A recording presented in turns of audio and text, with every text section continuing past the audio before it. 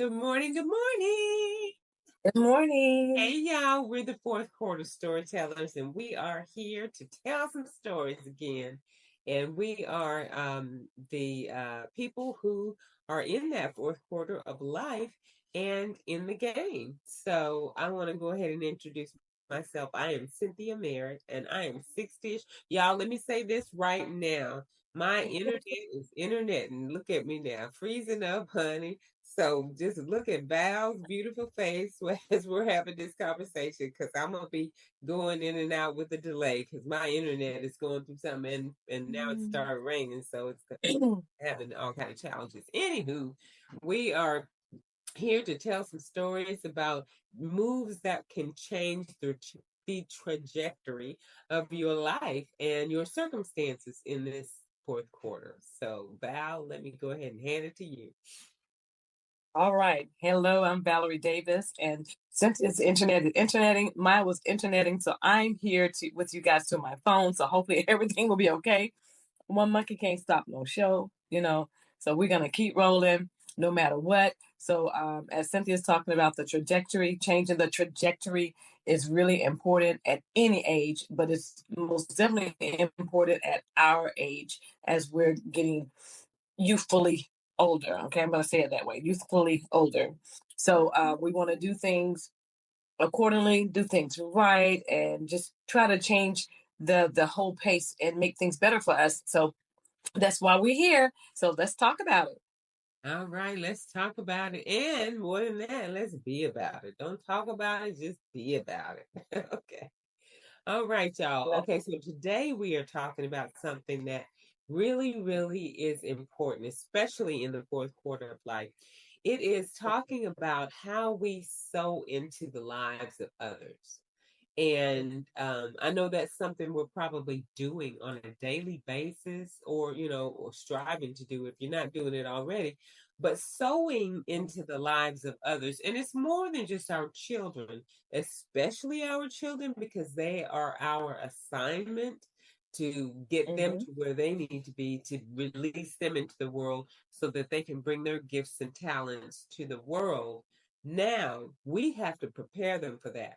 Also, people Yes. that we come in contact with, if somebody we're mentoring, even just people we interact with, we can sow into their lives in so many ways, and we probably already are.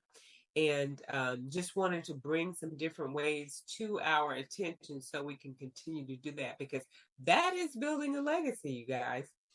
And what sowing Yes. into others means is investing time, huge investing time, our energy, our resources, if we have resources to give, but our resources, that's huge. Yes. And love, most importantly, love into the others that we interact with in different ways that can help them to grow or succeed in life. So those are three things we want to accomplish with our investments in others' lives, so that they grow, heal, and succeed in life.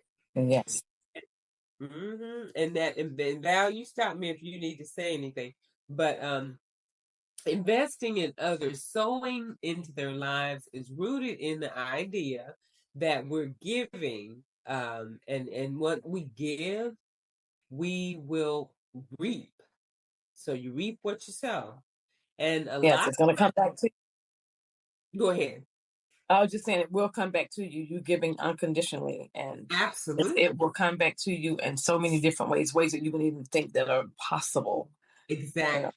Exactly. And sometimes it, like you just said, sometimes it's directly, and sometimes it could be, and this is the most rewarding to me. Sometimes it can be in the visually seeing the transformation of those that we sowed into their lives. When we see that transformation, seeing them grow, seeing them succeed, seeing them heal through some circumstances. When we see that, that's so rewarding. And Yes. and we've got several practical, meaningful ways that we're just going to list and talk about here that you can do that if you have haven't already, and I'm pretty sure that you have at least started in your life, if not have been continuously doing it through the decades. So the first thing is offering encouragement. This is so, so important, you guys. And right now, in this climate that we're in the United States, that is more helpful than ever, because what we're doing is speaking hope into someone's situation. Some people may be feeling hopeless, or some people have felt hopeless, and you've been able to speak into their lives and give them that hope that it's going to get better, letting them use their faith and just encouraging their hope that it's going to get better instead of feeling helpless. And then just giving a thoughtful message or a compliment. You'll be surprised. There's so many times I've given somebody a compliment, like on a job, just in passing in the hallway or the break room or wherever you are. Girl, you look so good today. I gave Val a compliment today and said, girl, you look dazzling today. Yes, Stunning. she did, and it made me feel so good. It gave me new energy. Yes, it does. It lifts your spirits. It makes you feel It good and does. confident. It does, because you never know what people are going through. They have to step through life day to day. They have to have that, what's it called, that poker face on, that game face Yes. on, and Yes. you don't know what they're going through. And just one word from you, Mm-hmm. one single word, one compliment, it can just, oh my God, it just does, it works miracle. I've seen it happen. I've seen it happen with people. It has happened with me. I'm Yes. a living witness. So it does happen. Just give that one word, and then also, besides just giving encouragement and giving those words, give your time. Now, we do know time is our most precious commodity. We know that. But Mm-hmm. if we just take a little bit of our time and give that time, be present to someone else, to just listen to them. Sometimes you don't even need to say anything. Somebody just needs you to listen, just need to listen to ear. Mm-hmm. Absolutely. That is a great way to sow into someone, right? Because you don't really Absolutely. know what people are going through. All right. You can volunteer and help people when they're in need. Mm-hmm.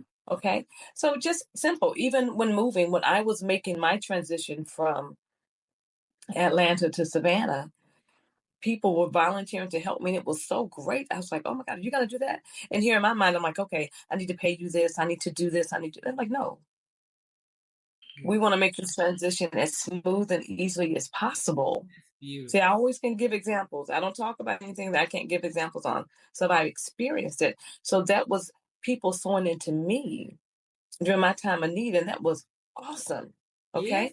So not only that's very good. So not only are we looking at being present and just listening, being a listening ear, giving someone some precious time that's needed, but also you can mentor someone.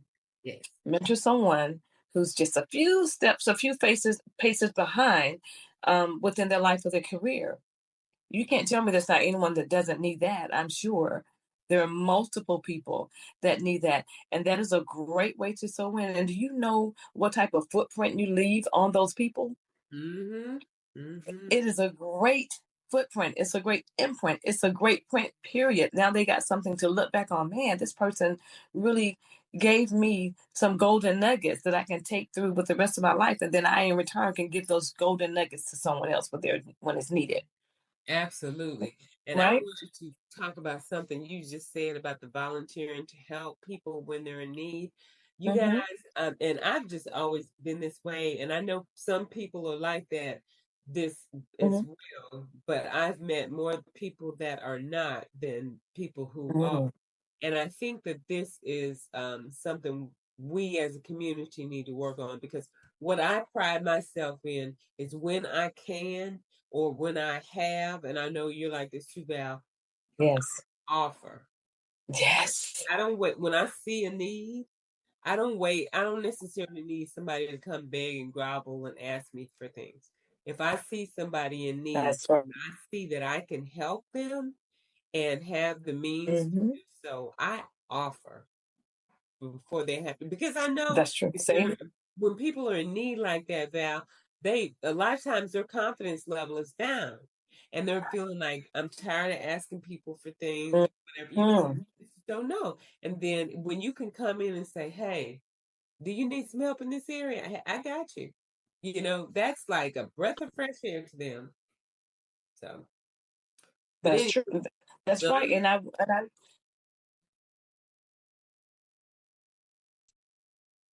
Val, I'm Okay, sorry. that is so true, Cynthia. That's okay. You were frozen for just a second, but I just wanted to piggyback off what you were saying. It's okay. It's all right because we already know the internet is interneting. So I just wanted to piggyback off what you're saying. It's always good to just lend that helping hand without someone having to ask, because like you just said, when you are going through some things and you feel that you've done everything, you've exhausted all your resources, you don't know what else to do.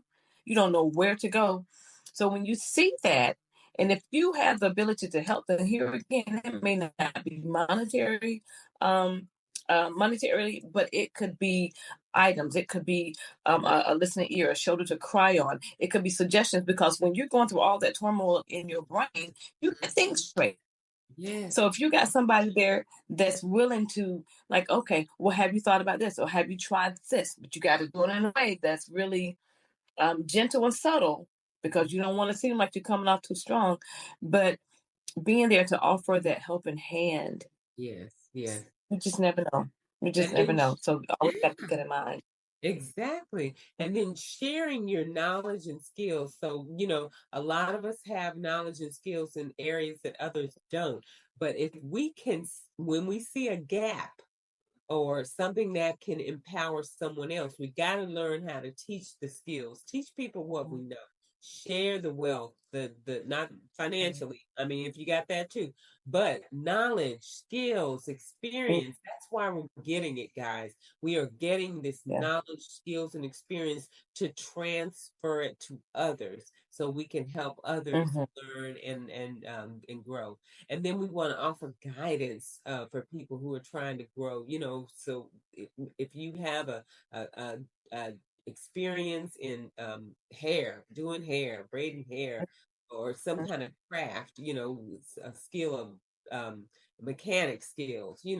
If you find a young man who's looking for, he's walking aimlessly in life and needs some guidance. Hey, have you thought about getting into auto mechanic work? And that could be something, that could be a light that goes off in his head. Maybe I could do that. And then the guy could mentor him. And then he could do that. Or I know a lot of people who were hairstylists from back in the day. Um, when they did apprenticeships, they didn't go to school. They didn't go to beauty school. They would did apprenticeships under a hairstylist and learned how to do the hair with the experience. And then they could transfer that skill on to someone else just from the hands-on experience. And so that's beautiful. But now we have so many books, tools, and strategies, Hmm. a lot of audio books too. If you're not a reader, if you don't have time with me, I love reading. However, Yeah. homegirl does not have time to sit down and read a book for a lot of times because I'm doing so many things. And so, like, after we finish today, I'm going out to show a house. So it's like, okay, I'm Stuff all, to do. So audiobooks. Got. In the car, when I'm driving around showing real estate, I'm listening to audiobooks. So now the tools have become, accessible to us. And so we can do that and recommend things like that to others so that they can grow. That is so true, because sharing is caring and knowledge is power. That's something we can never forget. We can't ever forget that. And then you can also, Cynthia, um, if faith is a part of your life, spiritually, you can pray for them. You Mhm. can offer scriptures and share wisdom and words of encouragement. So not only can you just say, "Hey, I'm going to pray for you," girl. You pray for them in the midnight hour. You pray for them when they don't even know when somebody's holding them up. You Yeah. know, you pray for them when their legs of the table are gone, have broken.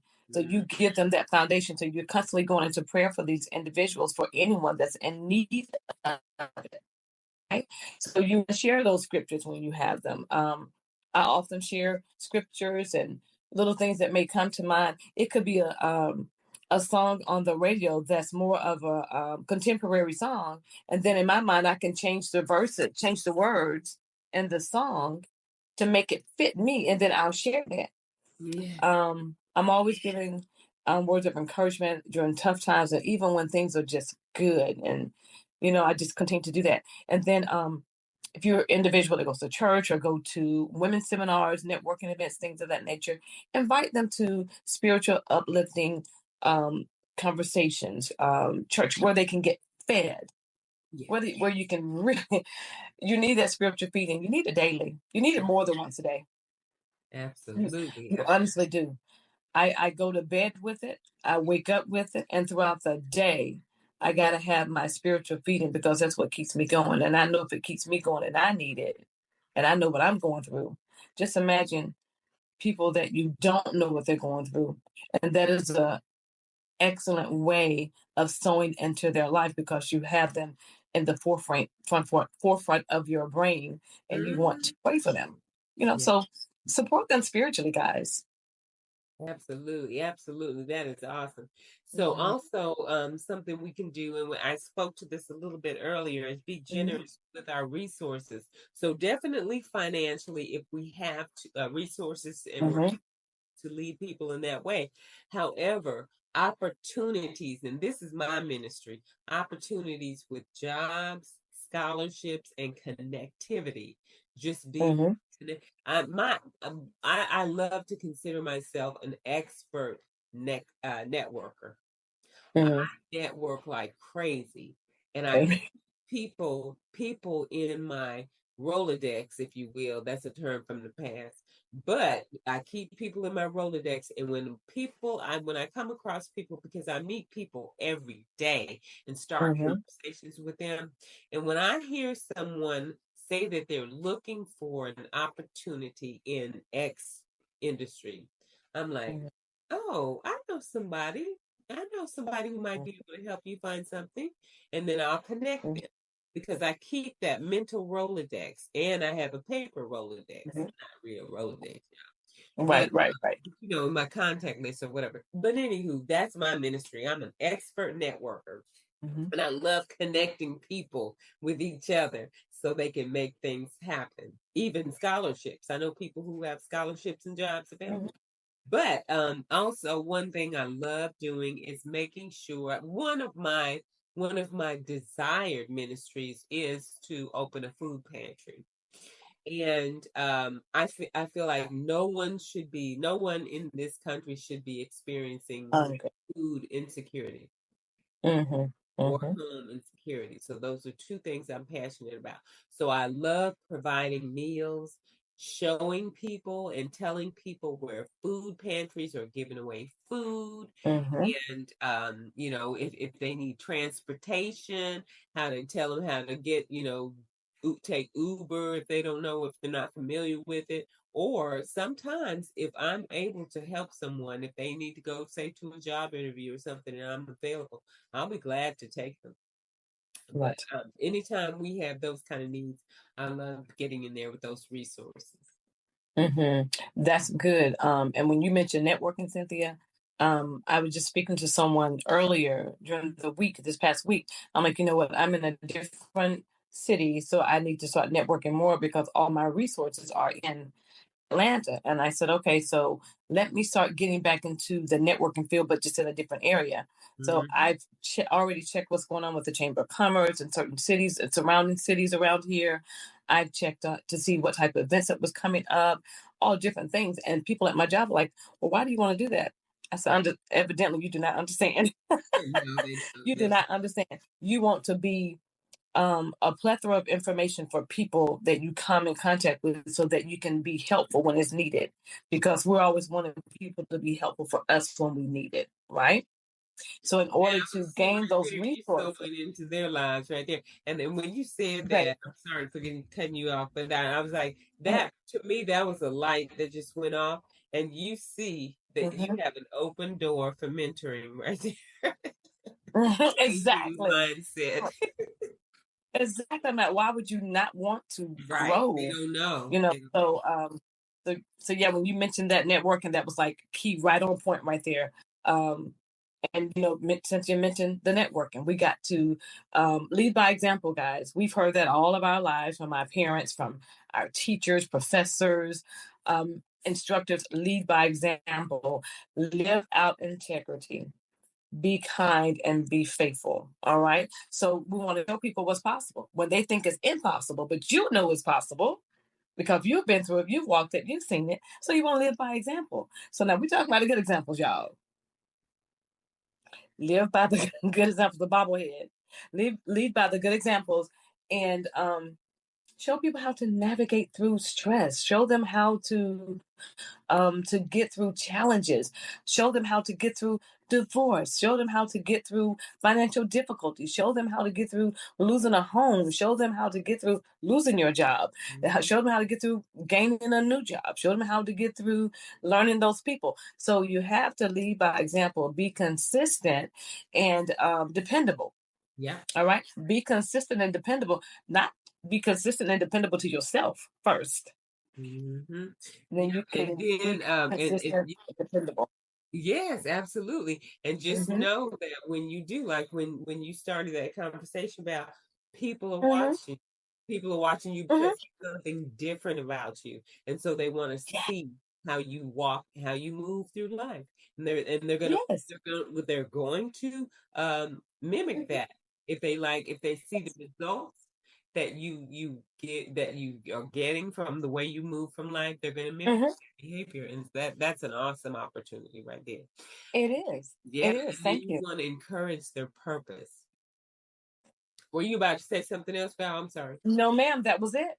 Okay. And just help them to discover their purpose and calling and passion. That's another one of my ministries, y'all. Mm-hmm. I love helping people discover what they're passionate about and what their purpose is, and just able to speak affirmations of truth Mm-hmm. when they're doubting themselves. That is so huge. It's just giving that Mm-hmm. confidence and steering them in the right direction, and giving those affirmations of the truth that they don't see in themselves, and celebrating their uniqueness, because everybody is different, everybody is unique, and only them can offer this to the world the way you're doing it.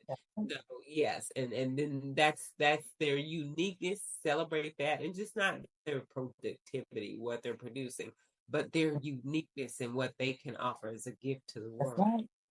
And the Mm-hmm. guiding principle that we always keep in mind, guys, Mm-hmm. Galatians 6:7, and that is you reap what you sow.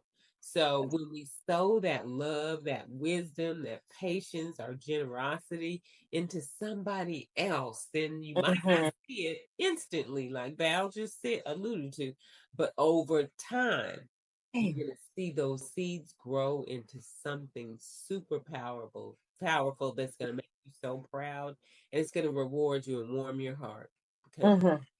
now, I have a quick question for you. So, the way I know you have sown into your children all your life.